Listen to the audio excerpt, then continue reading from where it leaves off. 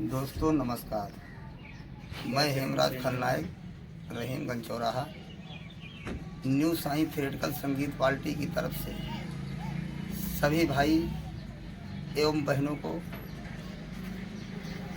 नमस्कार करता हूं। दोस्तों, आज हमारी पार्टी का कार्यक्रम मोहन सिंह का पुरवा में लगा हुआ है, गोगमऊ के पास। गांधीनगर चौराहा से बरौलिया वाला रोड तकरीबन 5 सुजानपुर से रास्ता दक्षिण को कटा हुआ है।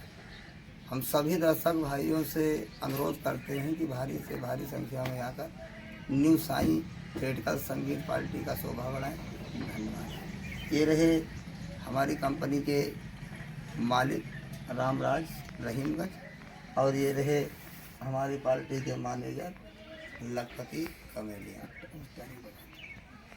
यानी आज 28 तारीख को प्रोग्राम मोहन सिंह के प्रोग्राम में लगा हुआ है। धन्यवाद।